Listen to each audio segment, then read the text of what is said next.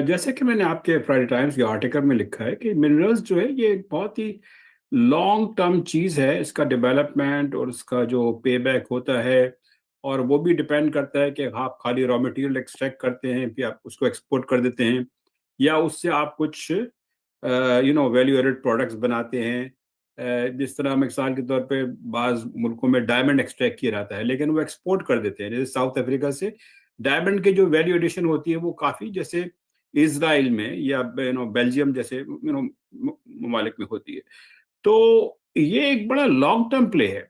इसको इस तरह से समझना कि हमारा मुस्तकबिल करीब में या मीडियम टर्म में 5 से 10 साल में कोई मुल्क के माशी हालात बदल जाएंगे, ये खुशफहमी है। हम्म। हुकूमतें इसको बात को एग्जेजरेट करके यकीनन पेश करती हैं, लेकिन वो सियासी उसके रीजंस होते हैं। वैसे अगर आप एक बार जिस तरह कहें कि कोल्ड असेसमेंट लेना चाहें, तो मेरे ख्याल से इससे कोई पाकिस्तान की जो माशी सूरत हाल है उसमें कोई ड्रामेटिक चेंज आने का इम्कान मैं बहुत कम देखता हूँ। आ, आ, हुआ है नेचुरल रिसोर्सेज की वजह से, जिस तरह ऑयल है, लेकिन वो भी अगर जिस तरह से सऊदी अरब में दुनिया के सबसे बड़े जो थे ऑयल वेल्स एक ज़माने में डिस्कवर हुए थे, बहुत पुरानी बात है, 1930s 40s के ज़माने में, तो एक अलग बात है, बहुत बड़ा ब्रेक थ्रू हो।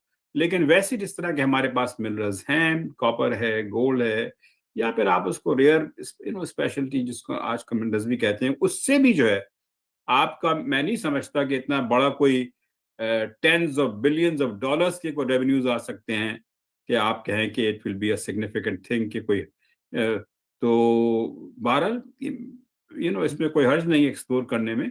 जहां तक ताल्लुक है इसके स्ट्रेटेजिक एंगल का, ये बात समझने की है कि रेयर अर्थ जो मिनरल्स हैं अगर आप फर्ज की कर भी लेते हैं, अमेरिका का इंटरेस्ट इस बात में है कि वो उसको कंट्रोल करना चाहेंगे। कंट्रोल इसलिए करना चाहेंगे कि वो उसकी जो चाइना को जो एक्सेस है वो उसको रिस्ट्रिक्ट करना चाहेंगे, या उस मार्केट में जनाब अपना एक इन्फ्लुएंशियल रोल पैदा करते प्ले करना चाहेंगे। तो आपको वो इट कैन आप बिल्कुल जो इसे कहते हैं क्रॉस फायर में आ सकते हैं या क्रॉस हेयर्स में, कि अमेरिका और जो चाइना की इस वक्त एक बहुत बड़े पैमाने पे जो है एक आलमी कॉन्फ्लिक्ट चल रहा है, या इसे कहते हैं कि द ग्लोबल एक राइवलरी है कि डोमिनेट कौन करता है। यह एक शॉर्ट टर्म बात नहीं है, ये बड़ी लॉन्ग टर्म चीज है।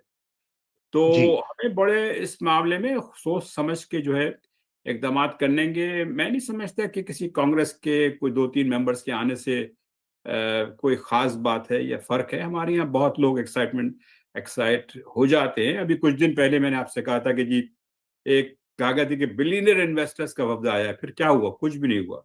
और वैसे भी जो साहब आए थे वो बिलियनर नहीं थे, ये बात मैं अच्छी तरह बड़े वसूख से कह सकता हूँ। तो जेंट्री बारह, बीच उनका नाम था। जी हाँ जी, जनकी बीज जताब साहब थे। हमारे बड़े बड़े अखबारात ने, मीडिया चैनल्स ने उसको बड़े बड़ी जबरदस्त अहमियत दी, और बड़ी लीड वो स्टोरी थी। लेकिन वो भी जो था वो इट वो अमाउंटेड असल टू, में वो यूसुफ भाई, वो जो रिचर्ड ग्रेनेल ने जो ट्वीट्स वगैरह की थी, वो उसका असर जाहिल करने के लिए आए थे, क्योंकि उन्होंने आके यहाँ ऐलान किया। और वो जाहिर बात है, वो ऑपरेशन आपको पता है कि जी हाँ। नहीं मतलब उसके पीछे ये भी हो सकता भाई है कि लोगों कोई ने ऑर्गेनाइज करवाया ना होगा। थोड़ा कुछ पॉलिटिकल जिस तरह कह सकते हैं कि गेम जो चल रहा है हमारे यहाँ, कि सोशल मीडिया को कौन डोमिनेट करता है, हेडलाइंस को कौन डोमिनेट करता है, तो वो सारे चक्कर भी होते हैं। लेकिन उसमें भी थोड़ा सा रखना चाहिए कि हम इतना रियलिज्म से दूर ना चले जाएं कि आपकी क्रेडिबिलिटी जो है वो बिल्कुल खत्म हो जाए। और ये मैं बात साफ खुल के कह रहा हूँ कि बड़े बड़े हमारे टीवी चैनल्स जो हैं, अखबार जो हैं, थोड़ा उनको ख्याल करना चाहिए, इसलिए कि फिर क्रेडिबिलिटी तो फिर उनकी नहीं रहती ना जब वो इतनी इन बातों को आगे इतना बढ़ाते हैं। देखिए, वो ख्याल कहाँ करेंगे, आपको पता है उनको डायरेक्शन आती है कि आज, क्योंकि उधर एक एक उनके जिसे तो कहना उनकी चाहेंगे। मजबूरी अपनी जगह है, सही कह रहे हैं, उनकी मजबूरी अपनी जगह है। जी।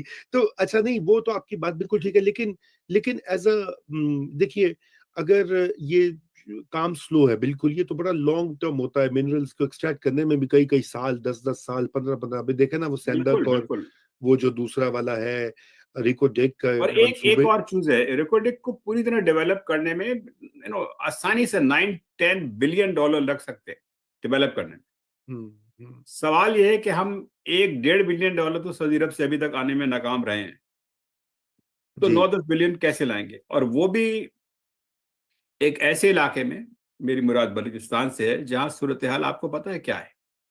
दुरुस्त, बिल्कुल, तो वो हम इसको एक प्राइस डिस्कवरी कहते हैं, प्रेडिक्ट को। हाँ। और उसके मुतालिक भी एक तो मसला ये है कि भाई वसाइल का मसला है, पैसों का, टेक्नोलॉजी का, और दूसरा जो है वो जो सिक्योरिटी सिचुएशन या उस पूरे बलूचिस्तान की सूरत हाल है। तो जी, इसीलिए ये भी एक और जो है, मैं समझता हूँ कि एक बहुत बड़ा, दो बड़े सवालात हैं कि हमें जो मिनरल्स का सब्जेक्ट है उस पे मेहनत जरूर करें, लेकिन बहुत ज्यादा एक्साइटेड होने की जरूरत नहीं है। जी। तो मैं यूसुफ भाई मजीद आगे आपसे ये बात करता हूँ रेमिटेंसेस की। आपको पता है कि ये आपने भी आदादो शुमार देखे होंगे, हम तो पिछले एक साल में तो 35 अरब डॉलर कहा जाता है कि तकरीबन, और ये सिर्फ बैंकिंग चैनल से है। नॉन बैंकिंग चैनल इसके अलावा होते हैं, जेब में जो लोग डाल के ले आते हैं लिफाफे में या किसी के हाथ भेज देते हैं। हुंडी वुंडी कम हो गया है ये FATF के बाद, हुंडी हवाला, लेकिन वो भी एक चैनल है। तो इसका एक तखमीना अगर अगर आप रफली भी लगा लीजिए, तो ये 40-50 अरब डॉलर तो इस तरह से आ रहा है पाकिस्तान में। और ये ओवरसीज पाकिस्तानी की जो मेहनत है, करोड़ों है इस वक्त बाहर। तो यूसुफ भाई ये कितना अहम है, और ये जो नंबर है, ये क्या वजह है कि क्या पाकिस्तान में माशी मुश्किलात की वजह से कि इसकी इंटरप्रिटेशन की जाती है? दूसरी ये की जाती है कि हुकूमत तो ये क्रेडिट ले रही है ना कि PTI ने पूरी एक कैंपेन का आगाज किया था कि जी आप बॉयकॉट करें, रेमिटेंसेस ना भेजें जब तक इमरान खान को रिलीज ना करें। वो उसकी तशरीह ऐसे करते हैं कि जी ये एक सियासी विक्ट्री है। तो ये जरा फिनोमेना, जरा इसके ऊपर बात करते हैं कि ये क्या हो क्या रहा है और कितना अहम है ये पाकिस्तान में, कम से कम लोगों की कंजम्पशन, लोगों की माली मुश्किलात दूर करने में। जी, जी शुक्रिया। देखिए, पाकिस्तान हिस्टोरिकली भी, इस साल तो खैर रेमिटेंसेस जो है, जैसा कि आपने कहा, बिल्कुल रिकॉर्ड लेवल पे पहुंच रही हैं, लेकिन अब तो ये close to kind of 9% of the GDP है। आमतौर पे 2-3% ऑफ द जीडीपी है, होती है मुख्तलिफ ममालिक में। इंडिया हो, बड़े बड़े ममालिक हैं जो रेमिटेंसेस में बड़ा वहाँ आती हैं। फिलीपींस है, मेरा मैक्सिको है। लेकिन पाकिस्तान का जो वॉल्यूम है, compare to the size of the economy, it is probably the highest in the world. तो हम रेमिटेंसेस पे बहुत ज्यादा इन्हिसार करते हैं, हमारी आबादी जो है। इसलिए कि आप देख लें कि हर बहुत सारे घरों में आप चले, कराची से लेके आजाद कश्मीर, मीरपुर तक जो है, वो ऐसे घर आपको हर जगह मिल जाएंगे, हर शहर में, हर, मेरे साथ छोटे शहरों में भी, जहाँ कोई ना कोई बाहर है और वो पैसे भेजते हैं। पाकिस्तान में जो महंगाई हुई है खासतौर पे पिछले 3 सालों में, उससे जो हमारा जो मेहनतकश तबका है और जो मिडिल क्लास है, दोनों जो है बहुत शदीद मुश्किलात का उनको सामना करना पड़ा है। तो आप पूछेंगे, अगर आदाशुमार के आगे अगर आप देखें, अगर आप लोगों से पूछें, तो हर जगह ये हुआ है। और मैं भी, जैसे कि मैंने कराची में भी मैंने पूछा, और मैं पाकिस्तान के और भी जगहों पे गया तो लोगों से पूछा, तो हर जगह यही मुझे तासुर मिला कि लोगों ने, जो उनके रिश्तेदार बाहर हैं, उनसे कहा कि जी आप पैसे थोड़े और भेजें, इसलिए कि जो आप भेजते थे उसमें गुजारा मुश्किल हो गया है।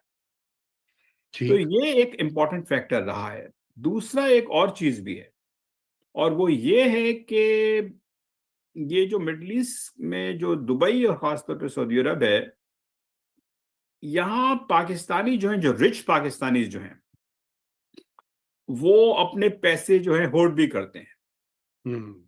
रियल एस्टेट की सूरत में भी और कैश बैलेंसेस की सूरत में भी। और ये इनका आना जाना लगा रहता है। ये, जिसे मैं कह सकता हूँ कि ये एक इन्वेस्टर मनी है, कि अगर वो अपॉर्चुनिटी वहां देखते हैं तो वहां पैसा लगाते हैं, अगर वो पाकिस्तान में देते हैं, उसमें पाकिस्तान में लाने में एक और भी फायदा है, वो ये कि मनी वाइट हो जाती है, इसलिए कि रेमिटेंस की शक्ल में आती है। तो अगर आप ये फिगर्स देख लीजिए, तो आप देखेंगे कि जो इजाफा हो रहा है एकदम से, जो मिडल ईस्ट जो है वहां से, फॉर एग्जांपल यूएई से बड़ी सिग्निफिकेंट वॉल्यूम्स हुए हैं। अब जो हमारी जो वहाँ वर्कफ़ोर्स है, उसकी आमदनियों में तो इतना तेज़ी से इज़ाफ़ा नहीं हो सकता ना, कि आपकी रेमिटेंसेस वहाँ से जो है 40% बढ़ जाएँ मिसाल के तौर पे। हुँ, ये जो फिनोमेना है, ये बड़ा क्यूरियस है। अब इस पे ठीक, जो है अगर स्पेकुलेट कर सकते हैं, इसलिए कि तो जब तक कोई इस पे डिटेल इन्वेस्टिगेशन ना हो। लेकिन on the face of it, ये जो बिग नंबर्स जो हैं, ग्रोथ वाइज़ आप इन जगहों से देखें, तो मुझे तो यही तासुर मिलता है कि इसमें कुछ और भी हो रहा है, जिसका ताल्लुक जो है बड़े-बड़ी जो हमारे यहाँ सरमायादार हैं, जो हमारे यहाँ सरमायाकार हैं, वो किस तरह से पैसा आगे-पीछे करते हैं कि जब देखते हैं कि जी मुल्क के हालात ज़रा ख़राब हैं या रुपए की कदर में जो है वो कमी होने वाली है, तो फ्लाइट ऑफ कैपिटल भी होती है। बिल्कुल, पाकिस्तान से वैसे तो 10-12 हज़ार, 50, 1 लाख डॉलर ट्रांसफर करना तो मुश्किल है। लेकिन जो बड़े लोग हैं, जो उनके पास बहुत ज़्यादा पैसे हैं, अगर आप वो ट्रांसफर करना चाहें तो वो इतना ज़्यादा मुश्किल नहीं है।